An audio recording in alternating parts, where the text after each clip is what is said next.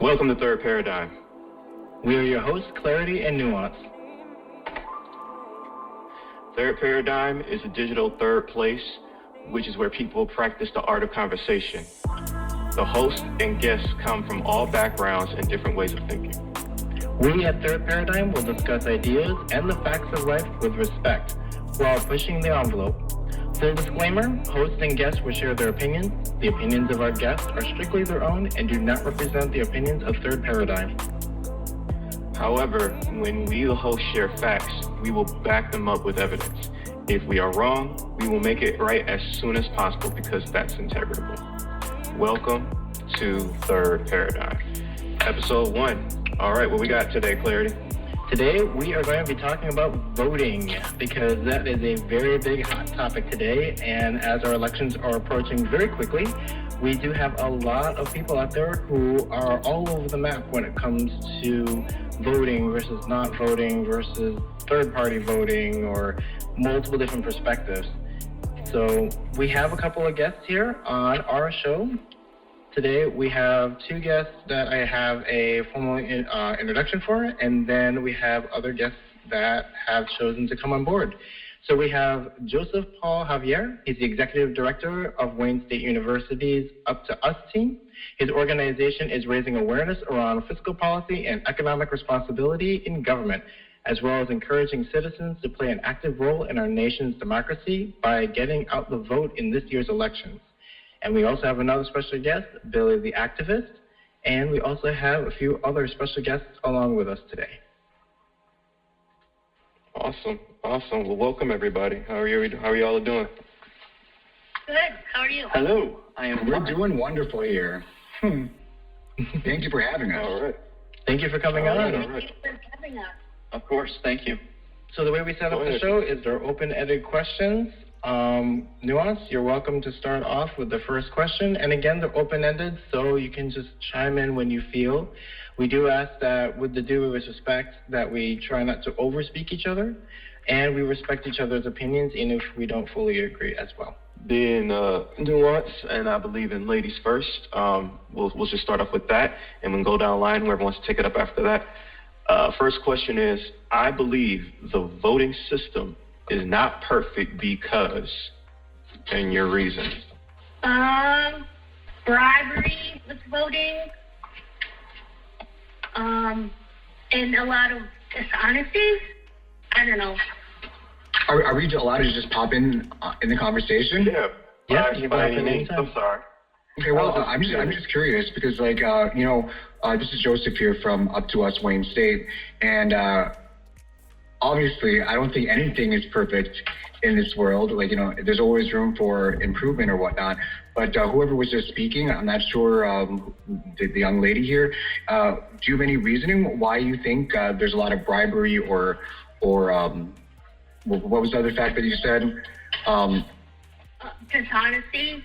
Yeah, dishonesty in your in the voting process. Well, why do you believe so?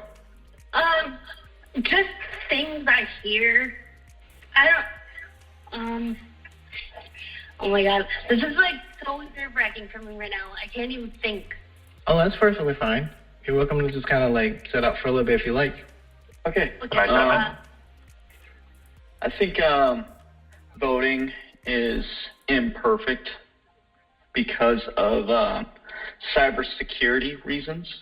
I know when you cast a vote, it goes into a counting process. But one concern that I've always had is how secure are these votes and who's actually handling it? Because I think that there's a lot of concerns of other countries that could get involved and corrupt the voting counting process. And I think that's a major concern is security. So I think that's a valid point. However, what's nice about Michigan and what stands out about our state is that it is a decentralized polling system, which means all 1,300 elections that occur in every single district is run by each individual clerk on a non-online system. So every time you vote, it's through that paper ballot, right?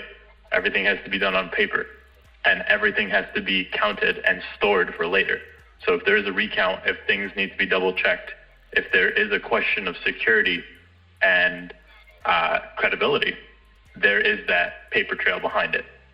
And there are things that we don't see, like layers and layers of support and resources that exist to ensure that the process is secure. And I'm not commenting on other states. Online voting systems or systems that use the internet, I think, yes, those are hackable. Those are potential for corruption and for outside influence. I'm just referring to Michigan.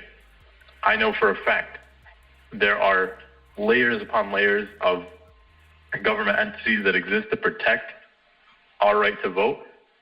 But like talking points aside, voting, like to answer the question, yeah, voting it's important, but do you really want to choose between the lesser of two evils every time? Like disenfranchisement is real with valid cause. Like I don't want to vote this election cycle. And that's terrible to say for someone in my position, but it is so frustrating to see the same thing happen over and over again, and then a system that enables that same behavior. And it's showing its head again, especially in this presidential election. I think it's important to keep in mind that the elections that are happening on November 3rd are not just presidential elections. You're not just choosing between President Trump or Biden.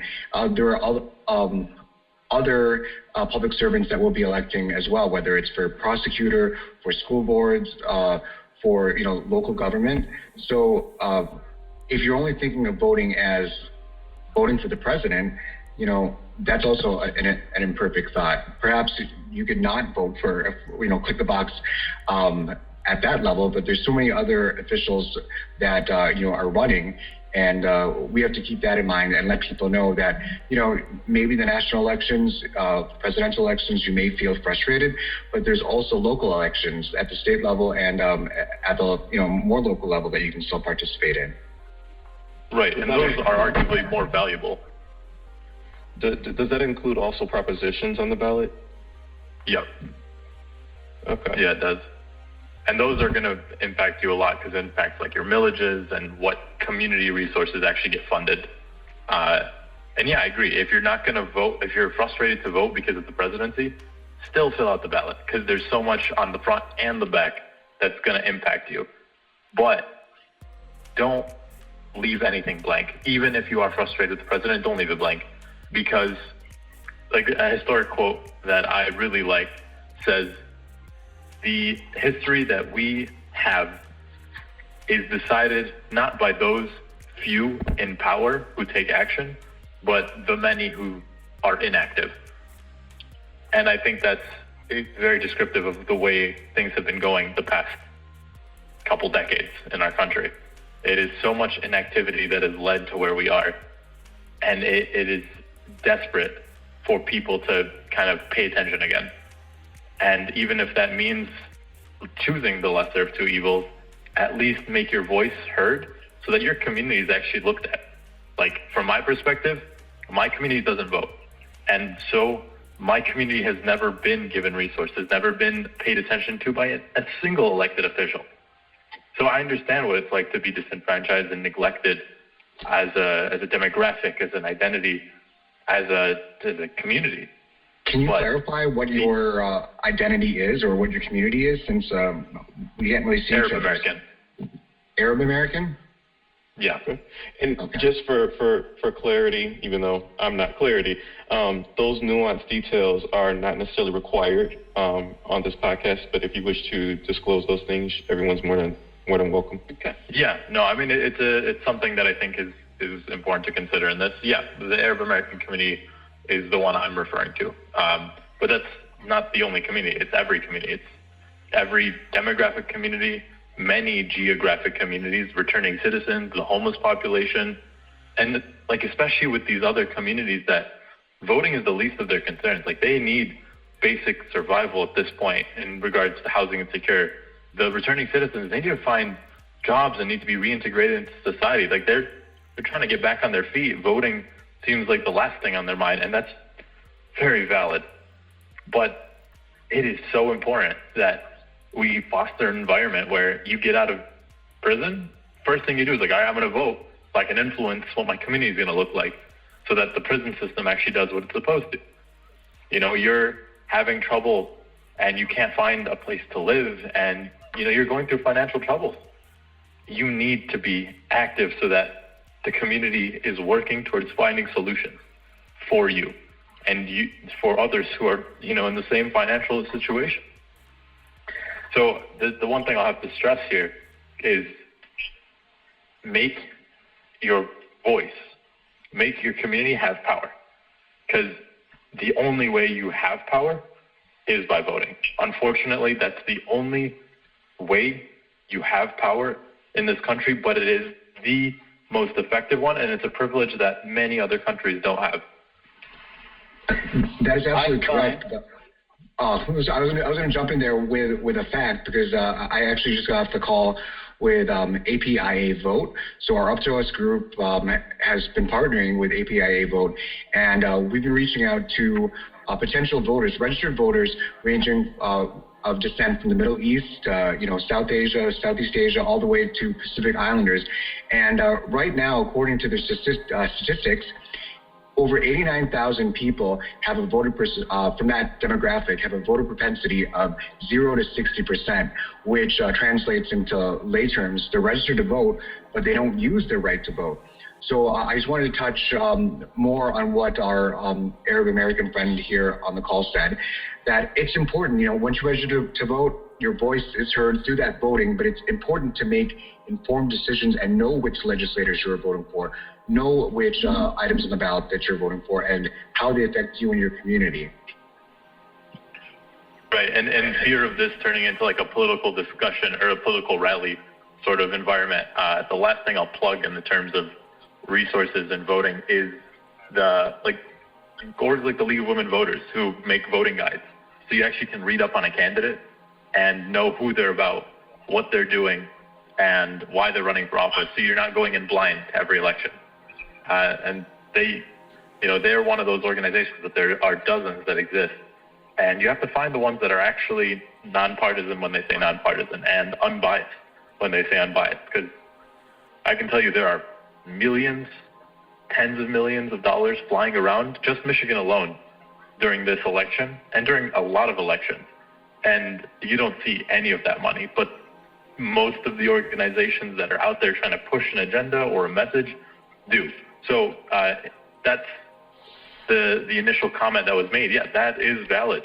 That bribery concern, maybe not in the form that you may describe it or that you may imagine it, but it exists in a capacity with financial influence. But you have to find a source of information that you know is true, like the Michigan government, the Michigan Secretary of State's office, which are, they're required by law to be nonpartisan.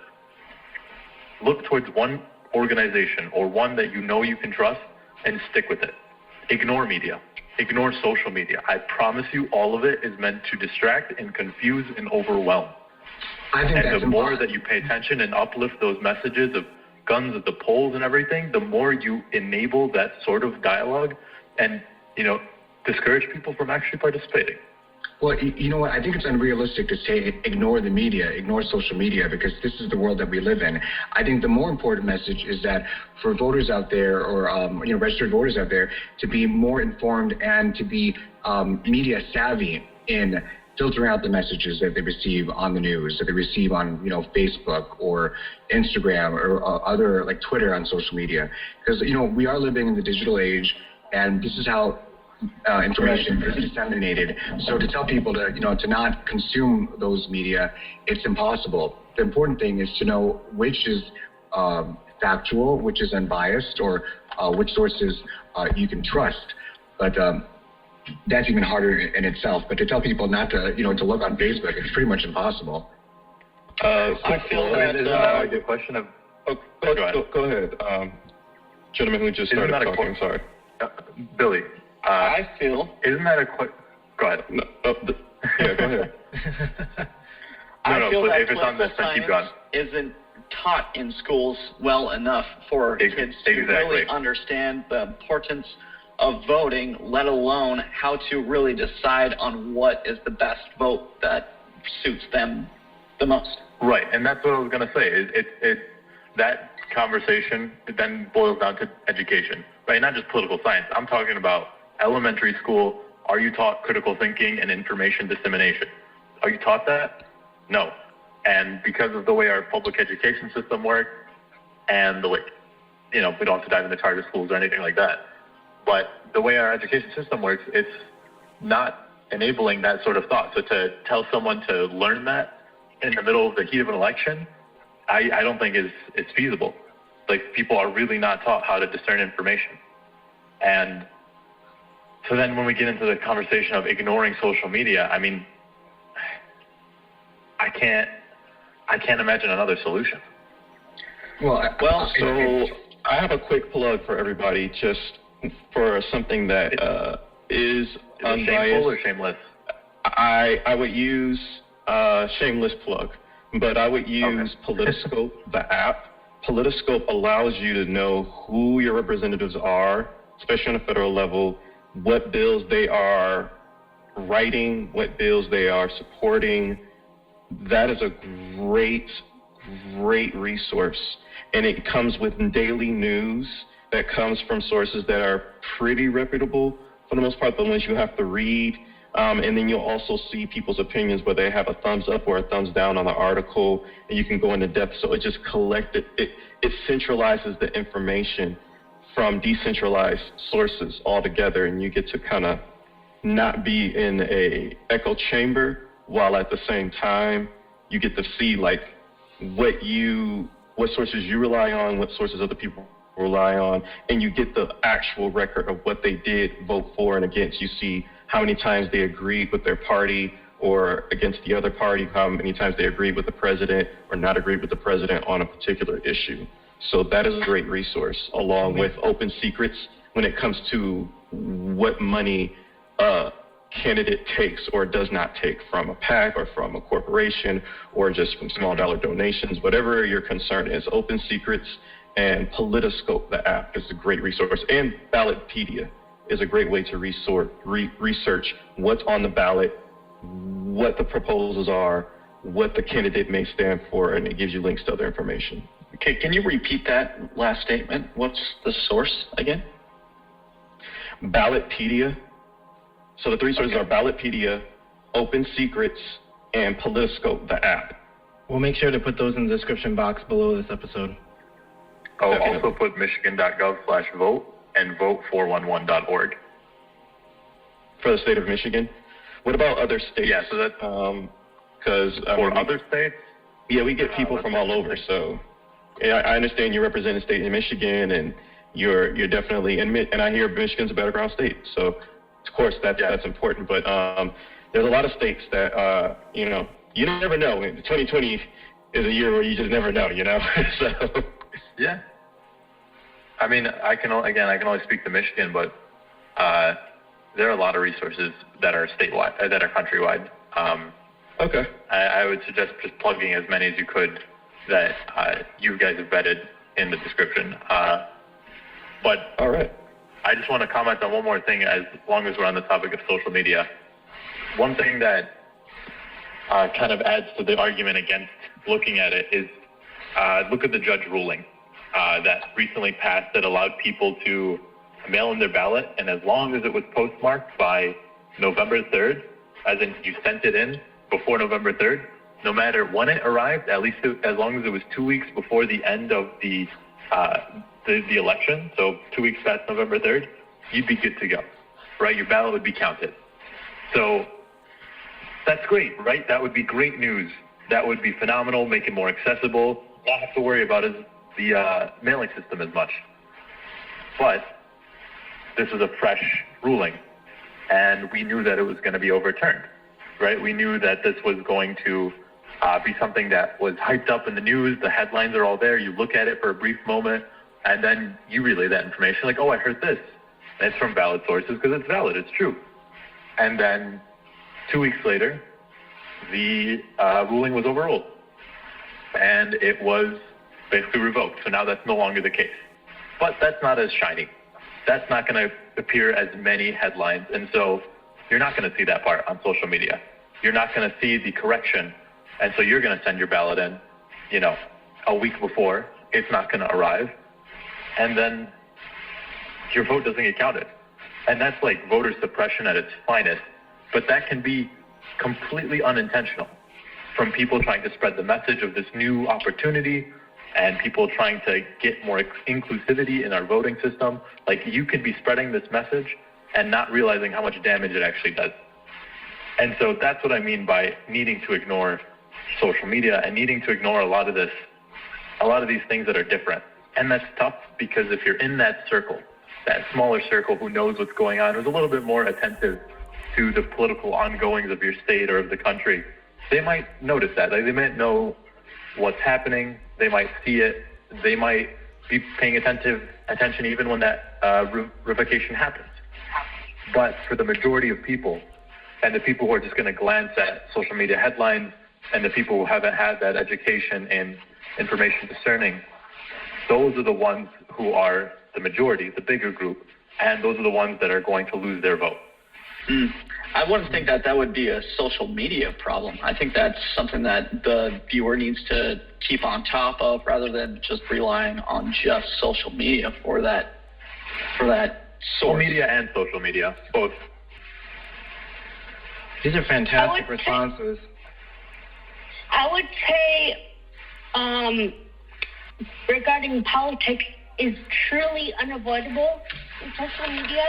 So I would say just shut it off completely.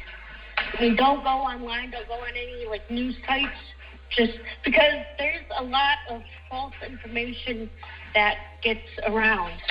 False information, yeah. Well, by that frame of mind, because here in the communication industry, we always say that, media is a tool, and in and of itself, it's neutral.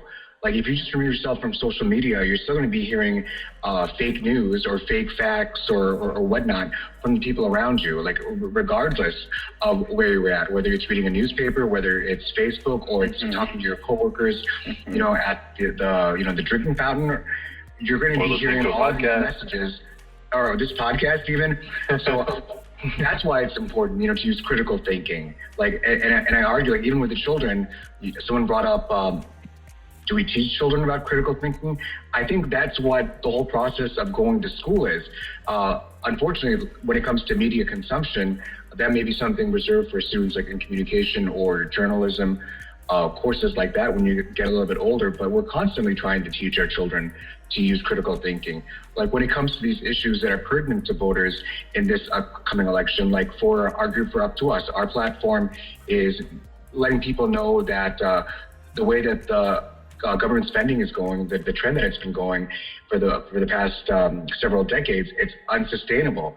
Currently, the United States is over $27 trillion in debt, which translates to over $82,000 per American citizen that each person would have to pay in order for us to, expunge this debt. And this debt is growing exponentially by the second. So if people are informed about these issues, we're just trying to start a conversation. They can fact check for themselves, and maybe if they don't have those skills, they can use the internet possibly to learn how to better fact check, or ask people that are knowledgeable, ask their parents of these children, mom and dad, which news sources are more credible and which ones are more biased. It's impossible to tell people not to be informed, because if we advocate for people to be ignorant, ignorance is bliss. But when it comes to voting, you're not going to really know anything. Does anyone here on this panel have direct access to legislators, or what the government is doing on higher levels? The only way that you're informed is through word of mouth or what you hear in the media. These are really good responses. We're going to move on to the next question, so that way we can... Also, shameless and shameful plug. This show does not try to spread fake news. As we said in the intro, we will give facts when we say it's a fact. And if we are wrong, we will correct ourselves. But on to you, Clarity. Yep. And with just another side clarity from Clarity. Again, the opinions of all the guests are strictly their own. For those who are listening in, if you like to and you do not agree, by all means, please go ahead and kind of look it up. Google's going to be your best friend. But for any of us as a host, if we come on board and we got some information for you, we will make sure to back that up with the information and the links in the description box. So moving on to the next question. If I had control over the voting process, I would finish that sentence. The voting process.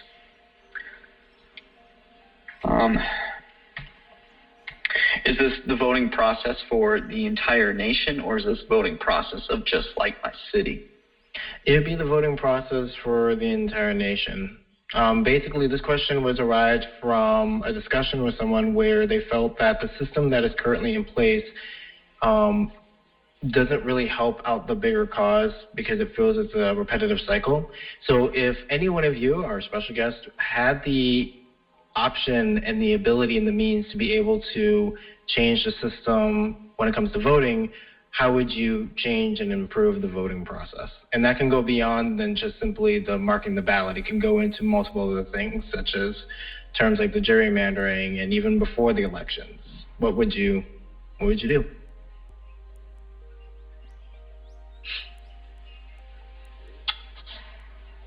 That's a good question. That's a great question. Yeah, it is. One thing that I would like to address is I wish the voting process would address more of the youth. I think that maybe the high school, the upcoming generations need a little better voice than the voices that are already spoken for during this whole voting process. I think they're very underrepresented in all these elections, and I think if the high schools stressed more about how to vote, how to research to vote, and understand how to fill out their ballots correctly so there isn't any invalid ballots, I think there would be a lot more representative person that won the election. I think it would be a great way to do it. Yeah, I agree. And that again goes back to the fundamentals of education. I think if we wanted to fix the system, like if I could really revamp it all, it would need to require some sort of,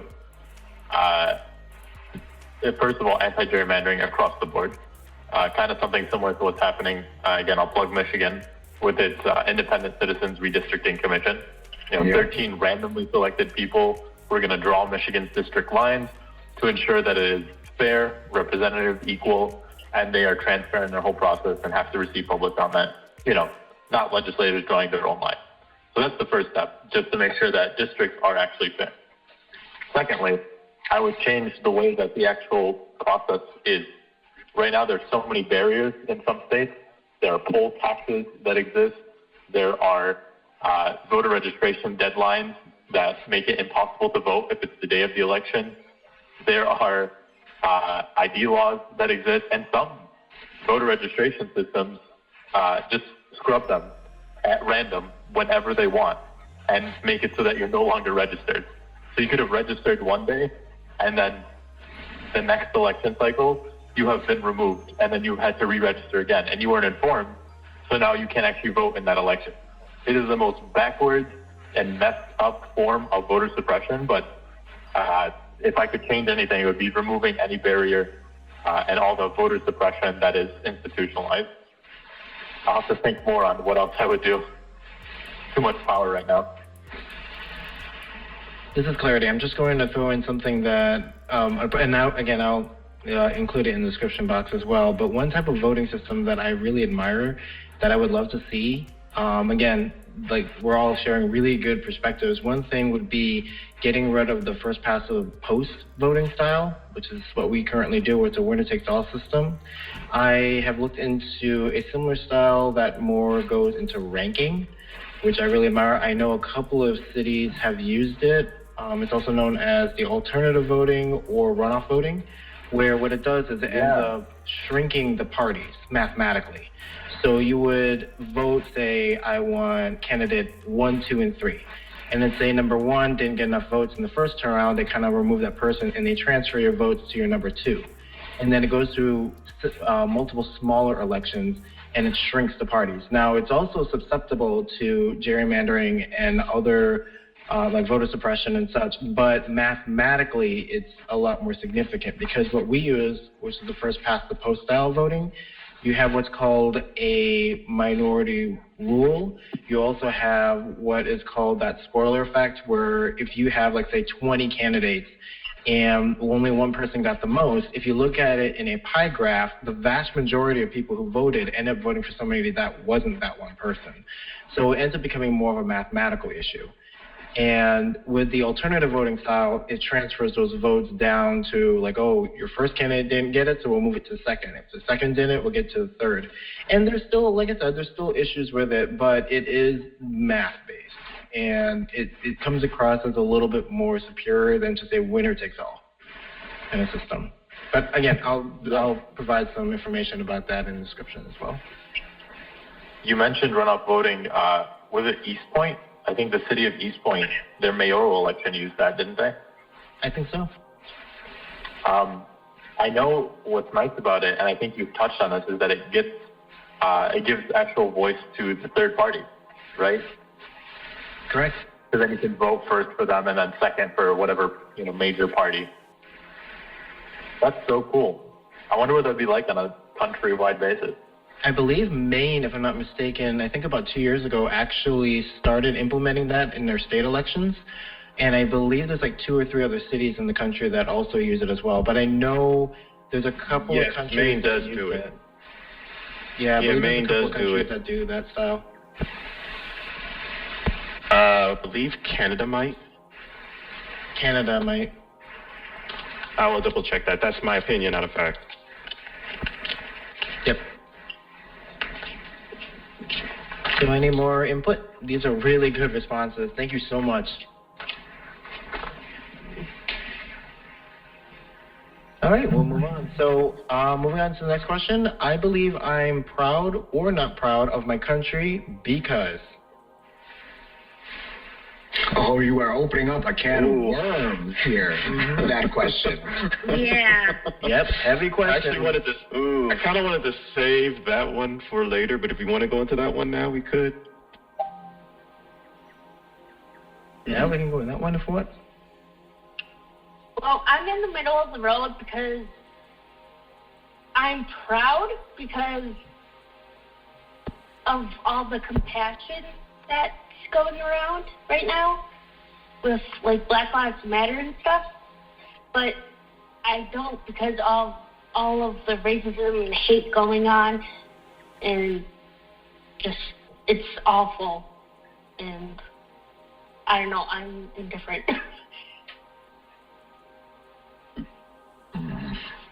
I love this country. I grew up super patriotic.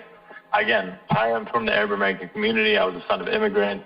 I was very fortunate to grow up in this country. I know the difference from back home. So I absolutely love this country. I view myself as an American and an Arab, but an American first. But that doesn't mean I agree with everything it does. And the one thing I think it does terribly, terribly, is its education system. That's the one thing I'll always point to that needs to be repaired before we can do anything else.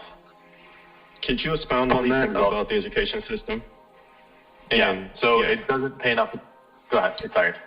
It doesn't pay enough attention to critical thinking skills, into its what do you call it? The word for the classes, and I'm forgetting a really important word here. The classes that you take growing up. Curriculum. Oh my God, yeah. Yeah, it doesn't put enough resources into its curriculum. Oftentimes schools are funded at a rate that is maybe a tenth of what the local police departments are, which is another conversation of the school to prison pipeline that exists. And Detroit's a prime example of schools like that. And with people like Betsy DeVos, who are strongly linked, I don't know if we can have like a discussion here about a specific person in office, but she plays a critical role in all this. She pushes for charter schools, which are privately funded and publicly funded, yet you need to pay to get in. It's a barrier for the lower class. And so resources are funneled away from public schools into charter schools. And so our education system is failing because it's severely underfunded and teachers are severely under-supported. So the students suffer the most. And it's shown over the past 30, 40 years what that does on a country and its ability to participate in an election. Billy, I totally agree with you there. Like, this brings back into question the issue of inequity. Like, depending where you live, your schools will be funded differently because a lot of it's being funded by property taxes. So if you live in an affluent area, like here in Michigan, like if you're living in Rochester Hills, Bloomfield Hills, Birmingham, those students do have access to so much more resources than, let's say, a student living in Detroit and they're going to Detroit public schools where they don't have enough school supplies, they don't have enough books, the teachers are paid way less than, teachers from other districts. And speaking of inequity, I have to bring this up here because being a doctor of pharmacy student here at Wayne State University, and we've been doing a lot of research about the economy for our Up to Us organization, and healthcare is an issue where inequity is something that I'm not proud of here in the country. Healthcare is one of the major drivers of the national debt. We spend a lot on healthcare. We actually spend the most in the world. Out of all the developed countries in the world, the U.S. spends the most on healthcare, but we don't even have the top health outcomes as compared to other G7 countries. We're the only country that's developed that doesn't have healthcare available to all of its citizens. There are so many Americans that are living without insurance that are struggling to have access to healthcare. And given the pandemic that's been going on, we have hundreds of thousands of deaths and even more people that were infected with COVID. And our economy is struggling.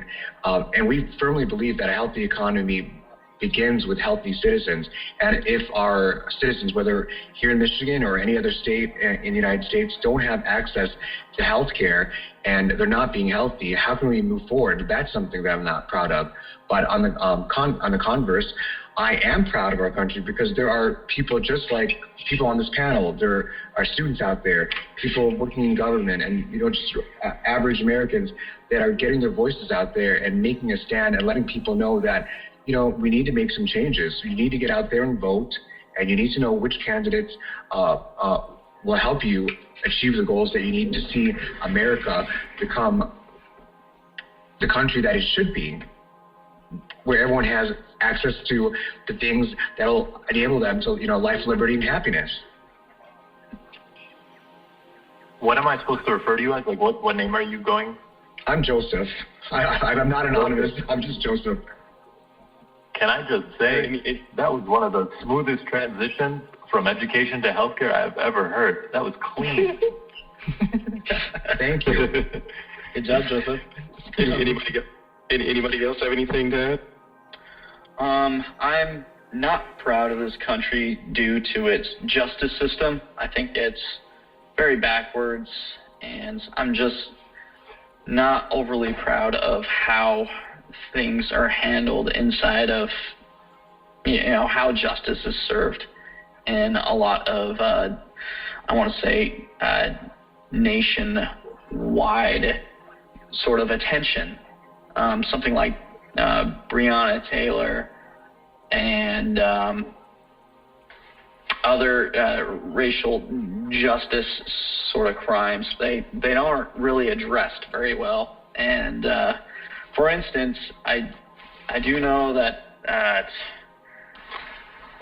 what was it, the cop that fired shots at Breonna Taylor, what was it, her neighbor's house was actually struck by the bullets, and that's what the cop was charged by, was just because the bullets hit the neighbor's house. And I find it interesting how that is what brought justice to the cop and not someone's life. No justice, no peace. That's not even justice. He's getting punished, but it's not just, because if he is found, he should be punished for the crime of killing someone, not because one of his bullets strayed into someone else's property.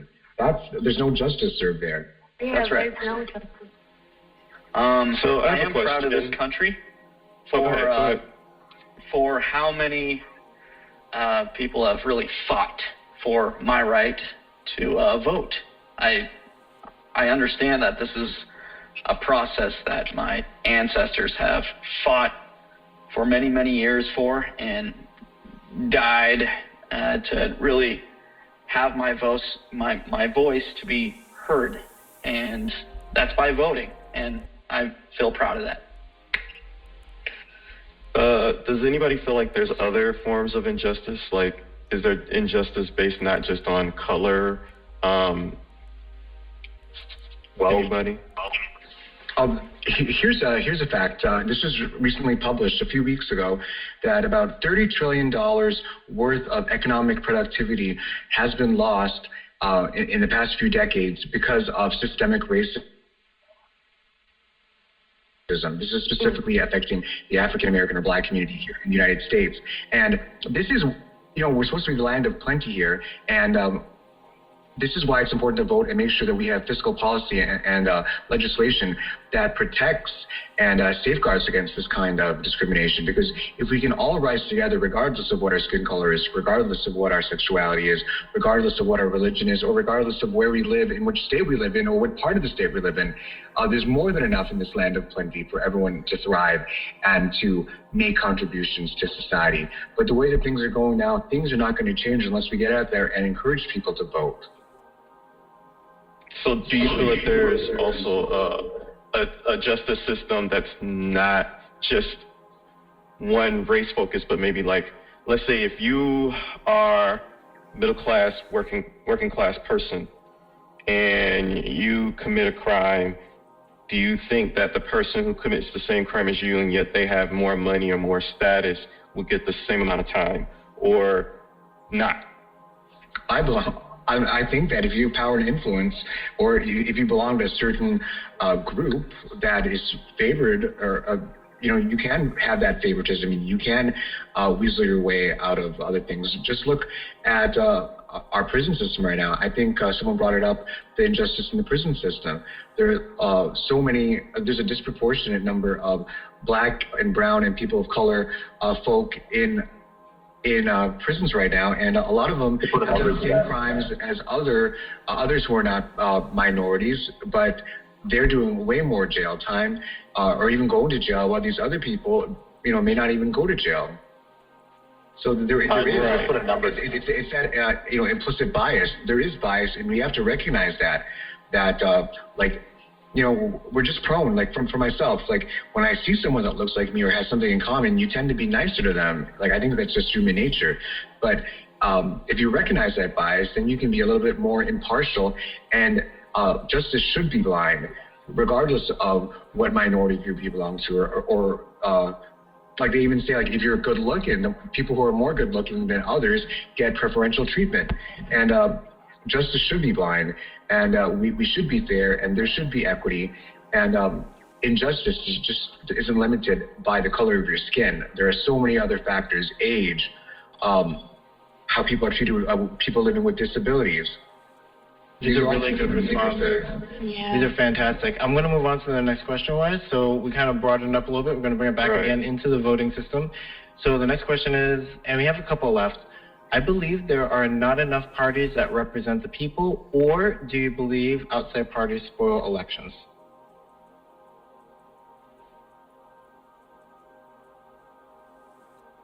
Can you say that again? Yeah, absolutely. I believe there are not enough parties that represent the people, or do you believe outside parties spoil elections? So the question of, say, Green Party, Workers' Party, Third Party. I think there are plenty of parties. It's just that our American political system is dominated by the two parties that are predominant right now. Like, if you look at other countries, a lot of different groups have so many different parties, but it's just hard to compete because a lot of people think, if I don't vote for one of the two parties, like, my vote won't count. So I think that's a problem that's been brought up several times in the elections for the past decades upon decades, but I really don't know how to solve that problem. So would you change it to where you would have more parties having access to the ballot, to where there wouldn't be so much? Is that something you would change? I guess is a given question, to where more parties have equal opportunity to get votes. Like, do you feel like that's a system thing or that's a person thing? I think it's a combination. I think it's the system and the people, because if I'm not a political scientist, so I really can't go into that deep. But like I have friends that are libertarian, but they still vote. You know, when people hear them saying that, oh, you're voting for the libertarian candidate, you're wasting your vote. But if you look back in the day, when Ross Perot was running for president, he was an independent, and he was right up there with the Republicans and Democrats. So the possibility is there for someone to have a running chance that are not a Republican or a Democrat. I just don't know how to make that happen.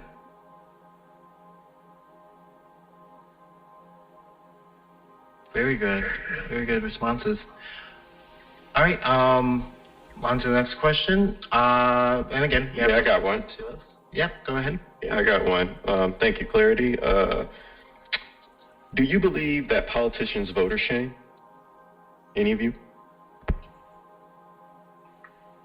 Voter shame? Can you clarify that nuance?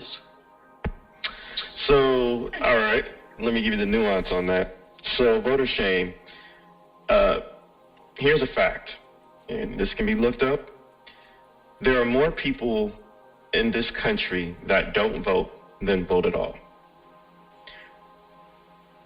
So you have politicians who will, I guess the question is, do you feel that politicians blame voters when they don't win or their party doesn't win versus taking responsibility for not winning? I guess that's the way I'll frame that. I think blame is a very strong word, because especially when you're dealing with politicians, they don't want to offend, voters. But you can really see, like, now everyone is trying, both parties are trying to get as many people out to the polls as possible, because it seems like we're fighting for life and death of our nation here in this election. So, but like in the previous election, Hillary versus Trump, I think, they always bring up those statistics that if more people of this demographic had voted, maybe the results would have been different. Like right now, we don't have as many Americans, registered eligible voters voting, and that is a problem. Like, and that's really one of the major reasons why organizations like ours, Up to Us, or the APIA Vote, or even this podcast perhaps, are working very hard to make sure that each and every eligible voting American does their civic duty to get out to the polls and participate in this democracy. It's a government, of the people, for the people, by the people, but if the people aren't getting out there to partake in it, it's going to be, a sad loss for our democracy. Okay, so could I give you a little press on that? So just as much as that is true, kind of going back to tie it into another question, maybe do you believe that maybe politicians don't deliver as to why there are 100 million people who are eligible to vote, don't vote? Like, do you believe that they may not be delivering on something? I remember someone saying earlier that they're tired of the system going in circles and circles and seeing the lesser two evils. Maybe that's right, why people may not vote, or how they see, well, there's justice for people of one group, of one demographic, where they look the same as me or different from me, and then there's injustice for the demographic that doesn't look like me, or maybe based on class, where there's justice for people who are regular, average day, everyday Americans. But then if you make a certain amount of money and a certain amount of influence, no matter what your color is, you may be able to get away with the crime, or at least get away with it for a long time. So that's what I mean by, even though people do feel that this is a very existential election and whatnot, how we got here to where for years and years and years people still choose not to vote. And then politicians will say, well, if more people of this demographic had voted, things would be different. do you believe that that's a valid way of trying to get people to vote, which is what some people call voter shaming, or do you believe that maybe politicians need to actually rethink what they're doing, or if they care? I mean, it's cyclical, right?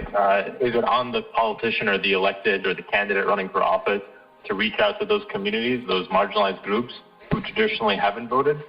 Is it their responsibility?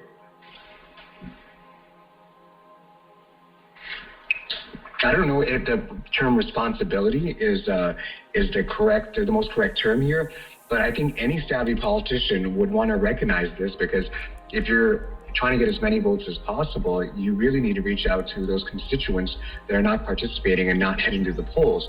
Because if you can influence them and if you can get them to vote for you, the more votes, the better. I disagree. It's like if I was running for office, right, and I don't care about what I'm doing, there's no community I want to bring out, I will just go for the group that already votes. I will get into all the circles that they're in and influence them, because it's much easier than trying to convince people who've never voted to go out and vote. Okay, so that's why I say it's a responsibility to take that extra effort to go into those groups and encourage them to participate. Well, I mean, for myself, I've worked on political campaigns before, and obviously you have your base that you know or you assume or you hope will vote for you. But if you reach out to those constituents that are obviously opposed to your stance or opposed to your party, those are not the people that we would reach out to. What we would reach out to are those voters that are on the fence or that are non-participative, because they can still be influenced by the messages that you give them, in educating them about your platforms, to vote one way or the other. It's hard to change people that have already made up their minds that I'm going to vote for this candidate. And if you already have... Right, but you said voters. You said the term voters, though. Isn't that I'm what we're talking about? Non-voters. No, these are eligible voters. These are people that are eligible. So, like, obviously, they're they're not voting, but they're eligible voters. They are either registered to vote, like what we're doing here with Up to Us and APIA, reaching out to these low voter propensity citizens, or reach out to like those that are turning, like that are 17-year-old, 18-year-old that are eligible to register to vote, that are just being eligible, or those voters that maybe have not registered to, those citizens that have not registered to vote yet. Those are all viable populations to reach out to and let them know what your platforms are, what you want to do for them, what you want to do for this country. Those are really good answers, because literally one of the last two questions that we have is, when in regards, again, the way that we design the podcast is to kind of like straddle with both different perspectives. If you are having a conversation with somebody who is definitely not planning on voting at all, and I think a lot of you have already answered that question, but just for like a little bit more clarity-wise, from Clarity, if you were having a conversation, like say a very casual conversation with someone who is not planning on voting at all, they really just don't have an interest, they don't want to get involved, and on a side note, they do have the means to vote. So this is not somebody who had their voter right taken away or they are an undocumented immigrant. This is someone who can vote. They have the ability and the means to, but they personally choose not to. How would you empathize with that person and try to meet ground with the person when it comes to a non-voting person? Okay, so this is my first year voting, and growing up, I wasn't into politics at all, but it's gotten so bad where, like, I considered myself a needle in a haystack. Like, I'm only one person out of, like, billions of people, you know? But now that I kind of understand what this world is going through, I think, like, I registered to vote this year, and I'm going to vote this year. So, and I guess it hasn't really taken effect on me this much. So that's why I never voted in the past. Good perspectives. Anybody else? Yeah.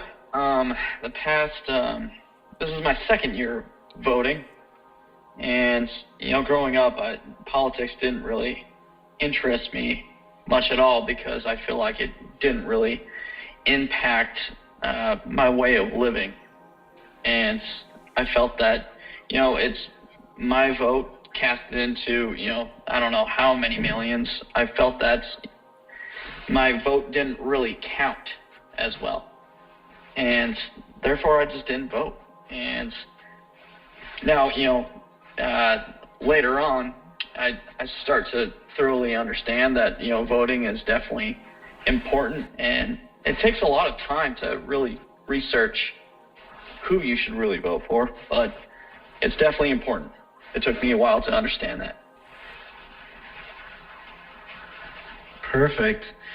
And we have one last question here, and then we will close it out.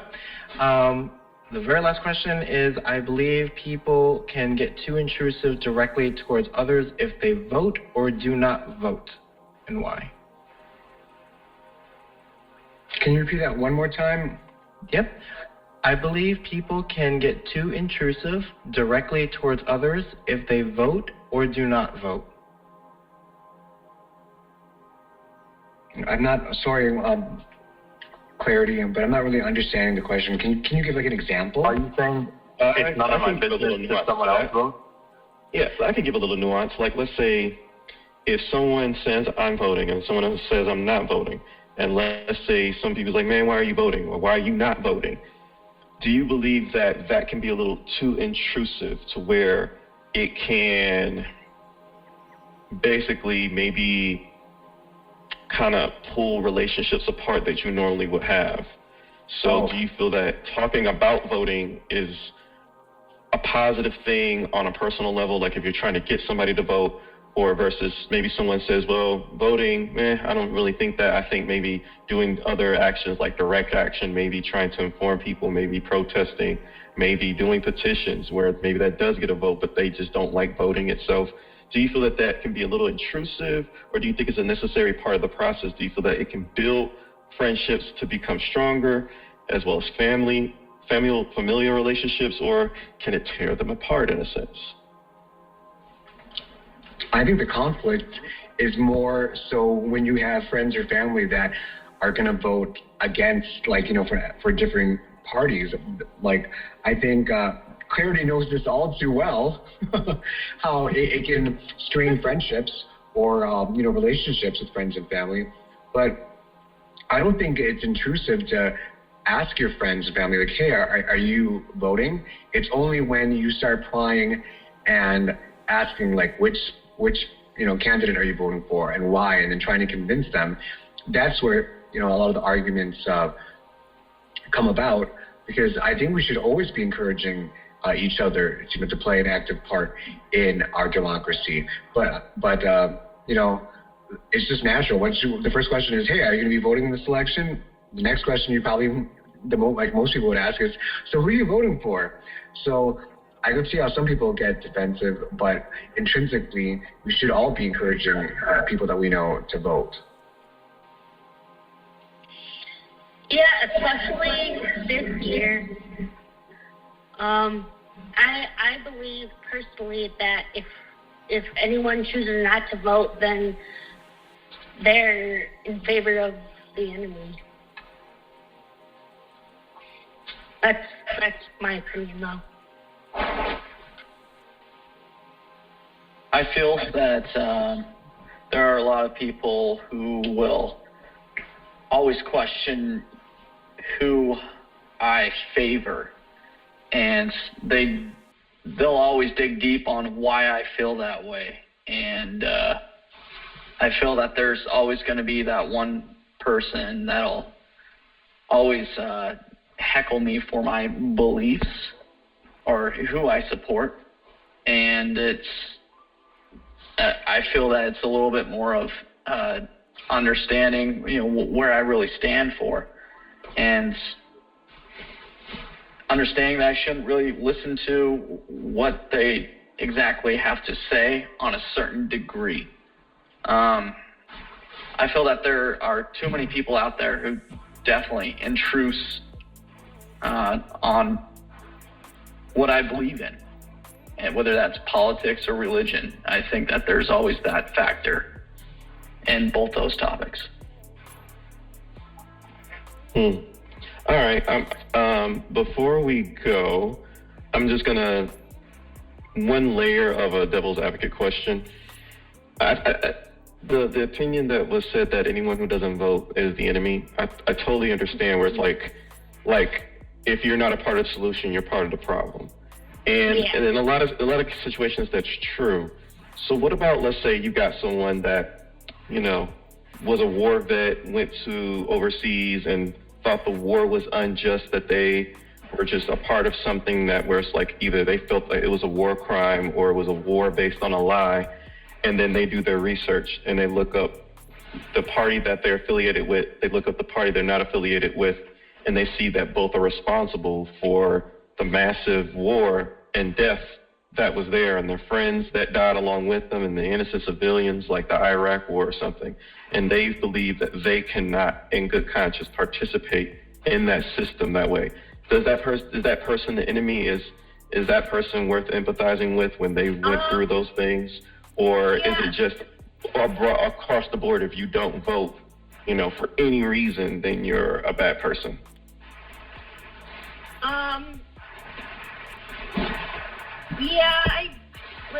I think everyone has their own opinion on things, and I'm not against it. I mean, I'm open to any opinion that anyone has. I guess I said that wrong when I said that if you're not voting, then you're voting for the enemy. But something needs to change. Mm-hmm. And that's what I'm trying to say. Right. So. Well, we want to thank everybody. Thank you so much again for coming on board with us today. I'd like to take a special moment to thank all of our special guests here, Billy the activist, and also Joseph Paul Javier. Again, he's the executive director of Wayne State University's Up to Us team. And as mentioned before, his organization is raising awareness around fiscal policy and economic responsibility in government, as well as encouraging citizens to play an active role in our nation's democracy by getting out the vote in this year's elections. And again, you can listen to our podcast. We release them every Saturday. And we want to say once again from Clarity and Nuance, thank you so much for being here on Third Paradigm. Yes, thank you very much. You all did a wonderful job, and we'll see you on the next episode. Thank you very much. Thank you for having me.